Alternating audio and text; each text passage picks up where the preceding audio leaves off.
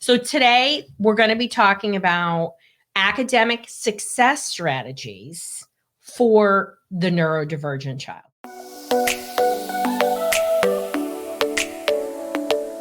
So whether you have a child with ADHD, autism, or maybe they have mental health issues, anxiety, depression, OCD, you want to stay tuned because we all need success strategies. And if you don't know about me, for 22 years, I did neuropsych testing. Please don't call me because I'm not doing it anymore. And I went into schools and supported kids in schools. I've also been a consultant many times for private schools, still do speaking in private schools. But there's a lot of ways that we can help the neurodivergent brain. And I love to share my brain hacks, especially because as a mom of 2 kids with clinical issues and one with dyslexia, it's all about how do we put that environment in just the right way so that our rock stars can rock, right? And it's not always easy, and there's not always a clear path. You know, I've got my magic wand always with me because everyone thinks I have a magic wand, but you are the magic wand, and it requires a lot of consistency. And let's talk about that. So first of all, number 1, structure and routine. You're going to hear me talk a lot about this. Why is structure and routine important? So when you have a brain that learns differently, they need a different level of reinforcement, number 1. But we want to scaffold things so they don't have to think about everyday they don't have to think about thinking. They don't have to think, oh, is this the time for homework? Is this, should I be doing it like this? As much as we can put structure and routine, it actually frees the brain of nonsense tasks so they can get to higher level tasks. And I don't think just because a kid has a high IQ, they're still processing. So when you struggle to process, whether it's memory, whether it's attention, whatever's going on, that takes away from the brain's power to do the task. So what does that look like, right? So let's talk about even at home or even within the classroom, right? Why do some kids do so much better in a classroom? Yeah, okay, because they're with trained teachers, right? But they have a structure and routine. They know in math, they have to have this folder, they have to have that. Why can't we replicate that at home? And at home, you absolutely can do that with having structure and order around time, tasks, even chores. Please make sure your kids are doing chores. It's a great way for them to feel good about themselves. Everything from setting the table, we have our kids take the garbage out, everything. Why do we have kids for if we can't get some cheap or free labor? It's those kids, right? I'm joking, but I'm not. So structure and routine is important. So let's talk about individualized learning plans. Those are IEPs.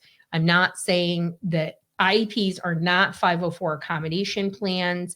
They are different, but kids need support in school. When you're a neurodivergent learner, you are at least the teacher's got to be made aware of it. This may be a building plan. This may be a 504, but IEPs are about what does your child need to help them actually learn? What interventions, what direct instruction? So special education is about direct instruction. Building plans and 504 plans are about what accommodations do they need? And these can be really helpful for academic success. So many parents will say to me, well, I'm so afraid of my child getting labeled. Well, yeah, they do have to have a label, but it also means that because of that label, they're able to get things, right? Whether it's autism or ADHD, it's important. So one of my all-time favorite brain hacks for learning is multisensory teaching approaches. And there are a few of them, right? But when we teach to how our kids learn best, their brain can soak it in. Like take it in at a completely different level. And you have to realize that your child may learn completely different than you, right? Maybe you're neurodivergent. A lot of my parents are neurodivergent, and they have a child with their own neurodivergence. Sometimes the same, sometimes different. Sometimes it makes parenting extra fun, right? But in all seriousness, our kids tend to benefit from multisensory techniques. That means kinesthetic, visual, as well as auditory. Most neurodivergents learn best with kinesthetic, that's movement. So actually doing something, role playing, acting it out, catching the ball when you're doing your math. Whatever you can do to get somebody to move, right? Maybe it's, while they're reading their book, they're walking, they're reciting it out loud. And then they tend to be more visual, and the auditory tends to be the weakest channel. So using those approaches at home, you don't need to be a teacher. You don't need to be an occupational therapist. Experiment with your child. Say, wow, I'm going to give this to him visually. I'm going to give this to her auditorily. I'm going to have them do movement, and let's see which one sticks. Now, if you have a dyslexic like I do, you know that entire reading programs are built on multisensory, because we know that brain learns best in a multisensory approach. Certainly, it's its own thing, but regular movement breaks. I can't even say how important this is. So many people come to me annoyed that their kid needs to move, even at dinner, right? Oh, they must sit, right? Well, if they're standing at the table and eating and they're doing a great job, what's the problem? Right. At my house, Grandpa Tony gets mad that Max sits on one leg. And I was like, Dad, he's here, he's sitting. What's the big deal? And he's like, it's not proper. I was like, okay, Dad. Well, it's our house, and every once in a while he gets ramped up. That's when you're 85 years old, you can say what you want, right? But regular movement breaks, what does that look like, right? So when your kid gets home is the most optimal time for a movement break. You don't want your kid to come from, if they're on the bus, they're probably on their device. You don't want them to go to their device and then do their homework. You want them moving. And why? The brain gets oxygen, the frontal lobes get oxygen, we detoxify, we move. It has been shown clinically that exercise improves attention. So now, obviously, in the perfect world, it would be vigorous exercise, at least a moderate level of exercise. That would be great. But even movement breaks while you're learning, every 15 to 20 minutes. If you're using things like a sensory seat wedge that allows kids to move and stimulate, that lasts about 20 minutes. And then you need to switch to something else, take a break from it in terms of stimulating the brain. So sensory techniques, whether you're, doing a trampoline, whatever is going on is going to only last about 20 minutes before you have to switch and do something else, right? A little insider hack of somebody's giving me a shout out for my brain hacks. We all need brain hacks, and these are good for these are good for adults too, right? Explicit teaching. Okay, one of the greatest faults that I see parents make in terms of like frustration for them, frustration for kids, is not being explicit. An IQ is just a number, and you may have really serious deficits that require instruction, and it could be in any area. It can be in any area that impacts learning. It can be social, it can be an attention. And what most parents forget is that we have to make the implicit explicit, right? So yeah, okay, maybe your kid knows everything about World War II history, but they're not memorizing their math facts, or they're missing something to do with reading comprehension because we're not making the implicit explicit, or an instruction is missed, right? Sometimes, like, I love when I get rubrics from teachers, because I'm like, oh, this is what they want. It's always surprising what's on there, actually.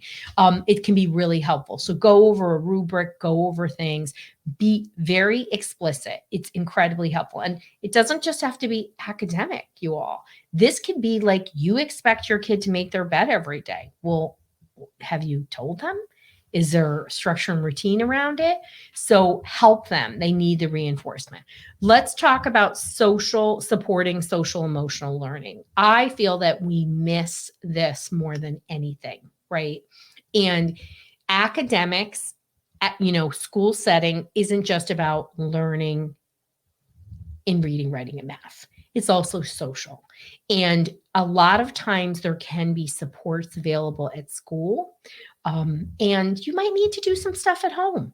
And as much as we forget about this, we also are forgetting about why we're doing this, right? And it's to help them for the future. It's also to help them right now. We all need good friends. We all need to feel accepted.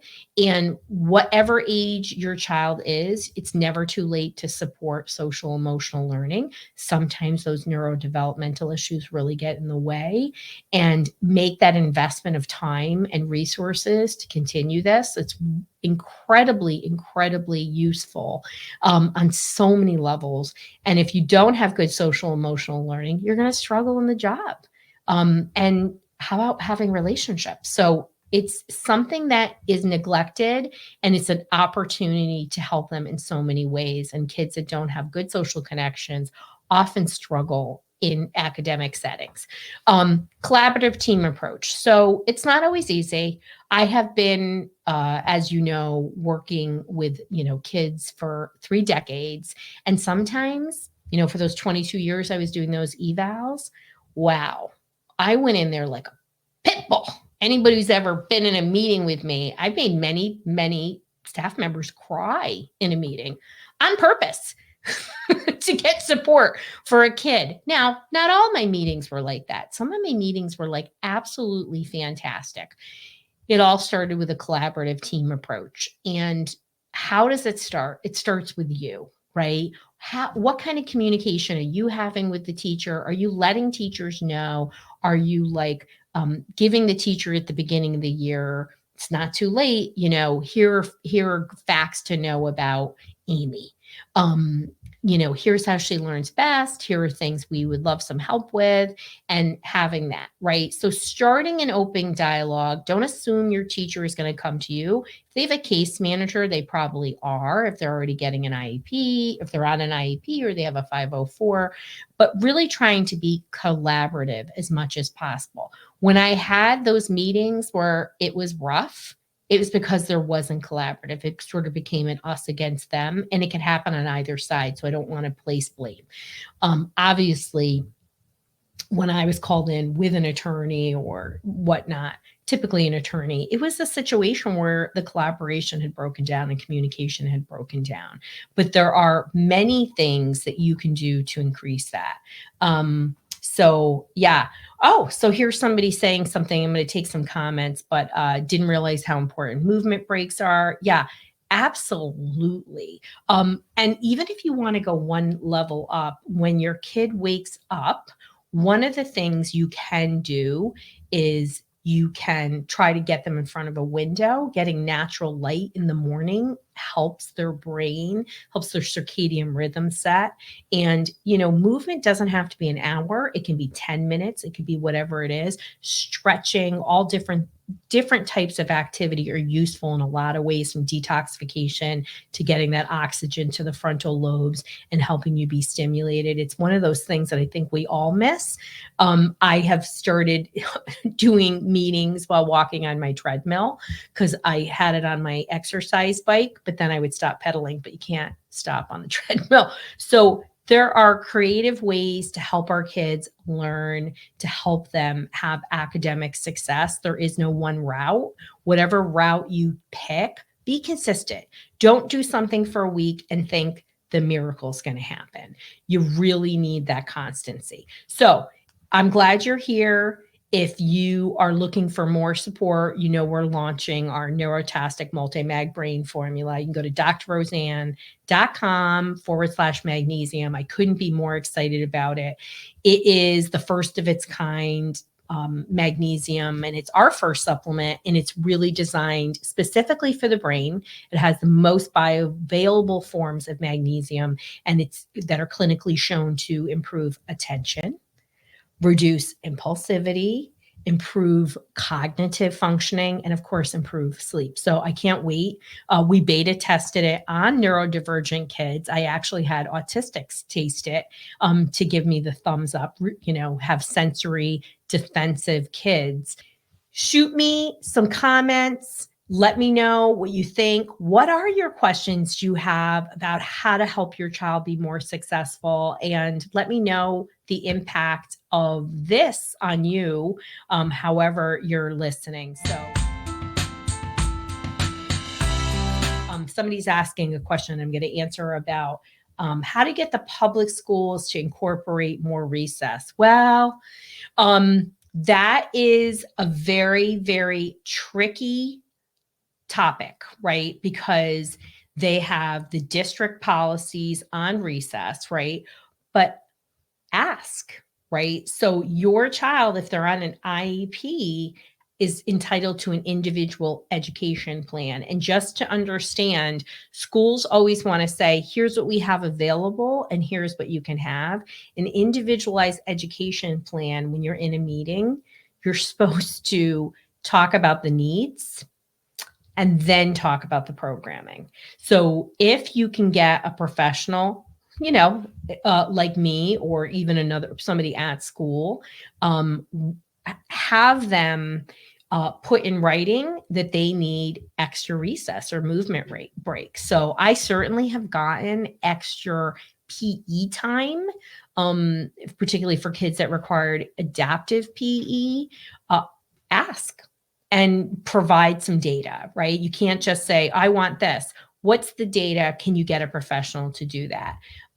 So should my graduating senior keep his IEP records, and even though he's going right into the workforce? Yes, for sure, because you may need a 504 and you're going to want some documentation. Keep those records. Absolutely. And they may change their mind and want to go to college. And just so you know, college is like an evaluation that's 2 to 3 years old, most. There are some exceptions to that, but a lot of times they want a fresh evaluation. And please know that I don't think everybody should go to college, and I hope your kid is having a great workforce experience, for sure. But I hope these academic success strategies got you thinking. They're good for every age, and as I said, including adults. So always remember, it's going to be okay when you take one step towards natural solutions, and you did that today.